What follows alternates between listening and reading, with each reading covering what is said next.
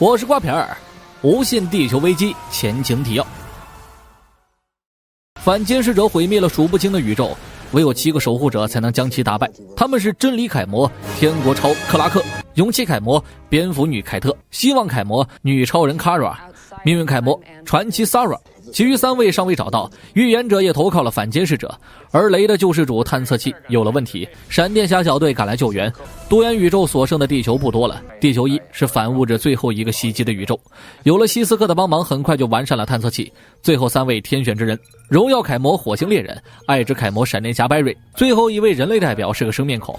雷带着拉尔夫、海瑞斯赶往了地球1。瑞安博士是雷的超级粉丝，特别是对于关于微型化的文章更是感兴趣。为了说服瑞安相信危机的事儿，拉尔夫直接暴露了自己的身份。面临无法理解的事情，人类往往都是拒绝的。艾瑞斯以普通人的身份和他 talk， 瑞安的顾虑大多来源于妻女，但他也想作为人类为人类而战。乘波号上，迪哥得知奥利弗牺牲后，第一时间赶到了飞船上，对着 Sarah 大发雷霆。又听说莱拉也失踪了。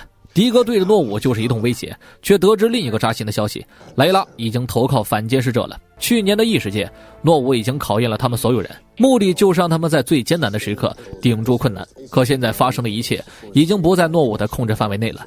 卡拉转身就去找命运之书，凯特手里紧握着课时一路跟了上去。卡拉想从卢瑟嘴里问出命运之书的使用方法，卢瑟却笑着道：“君子动手不动口啊。”被凯特按在墙上一顿摩擦后，才开口说了实话。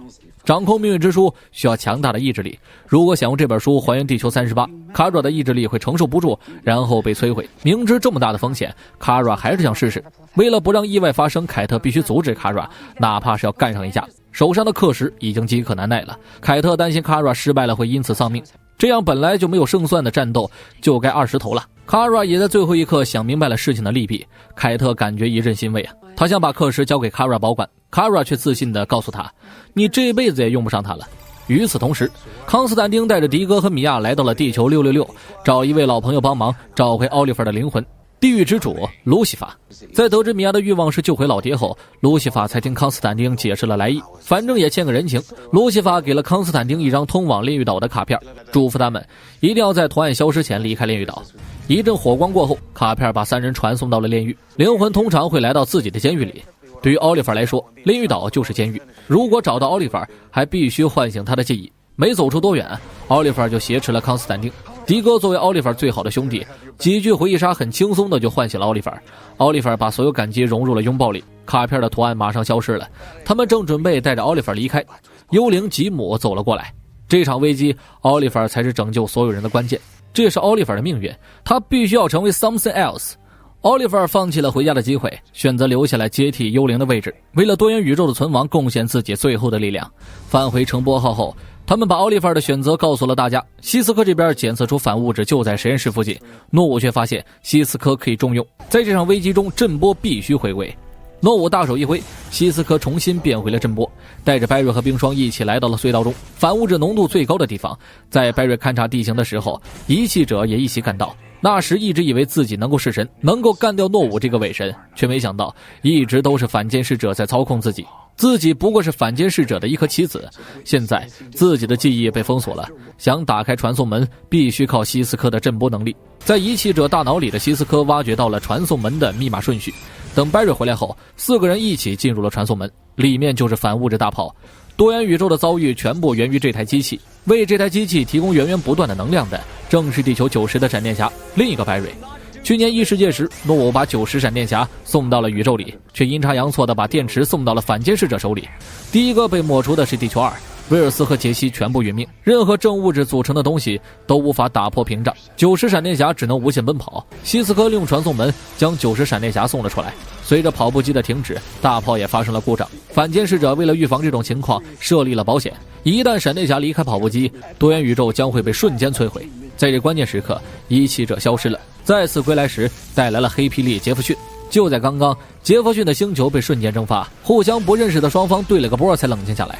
遗弃者找来杰弗逊，是相中了他的能力，靠他来稳定住反物质大炮。白瑞想办法摧毁这台机器，为了节省时间，双闪入了闪电时间。90闪以一个长辈身份告诉白瑞，我奔跑了30年，经验告诉我，想要找到当英雄的使命是什么，就必须后退几步，换个角度面对遭遇，这样也许会豁然开朗。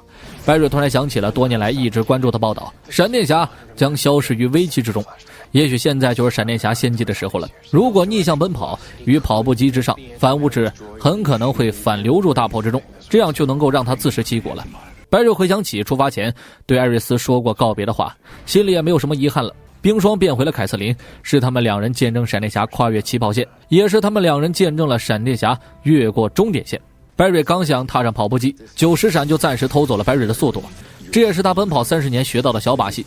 闪电侠白瑞的确要死于危机中，可他俩同名同姓，90闪也跑累了，是时候让自己拯救危机了。希斯科在这艰难时刻下定了决心，将90闪送进了跑步机，这也是希斯科作为新领队做出的选择。爆炸前，希斯科带走了所有人，而90闪却没有停下脚步。回想起自己的妻子蒂娜，白瑞最终被反物质吞噬，死在了危机之中。反物质大炮也因此爆炸，只剩下一道闪电留在残骸中。地球仪成为了最后一个星球，多元宇宙也已经彻底消失。杰弗逊也失去了家人，失去了地球，但他并不打算放弃生存，就像刚刚牺牲的闪电侠，他们要继承衣钵，奋力抵抗。诺武现在也无能为力，他告诉了路易斯自己的故事。回想起家人的时候，诺武也洋溢出了慈祥的笑容。天国潮突然回归，他没能救下自己的家乡，但穿上这身衣服，他就要战斗到底。就如同胸口的标志，即使在黑暗时刻，希望也能破茧而出。反物质被摧毁，白瑞活着回到了艾瑞斯身边。现在7位凯魔已经集齐了，正准备商量着进一步行动时，预言者回到了飞船上，看见妻子，迪哥忍不住冲过去问问情况。可现场除了迪哥，每个人都面露怀疑。白瑞第一时间怀疑预言者是反监视者派来的卧底，遗弃者和颠国超都赞同白瑞的说法。事实证明他们想的没错，反监视者已经彻底控制了预言者，他这一趟是彻底准备摧毁多元宇宙，终结这个英雄时代。虽说在座的光超人就3个，可在反监视者面前都不堪一击，只有遗弃者还有实力站着，其他人无一例外的倒在地上。反监视者第一个目标就是杀死诺武，杀死这个阻碍自己的家伙。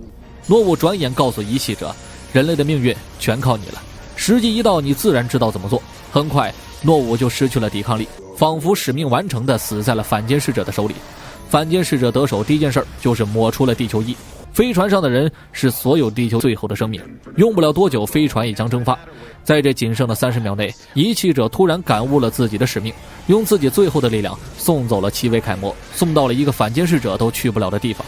其他人则战斗到了最后一刻，随即全部灰飞烟灭。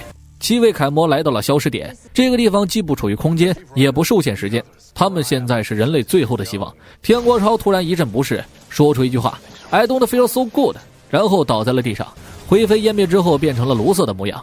毒瘤卢瑟通过命运之书看到了现在的结局，所以他提前把自己的名字替换在了天国超的名字上，用最强战斗力换了自己一条命。7位凯魔该何去何从？冬歇过后，我们再续前缘。我是瓜皮儿，无限地球危机，2020年1月14号见。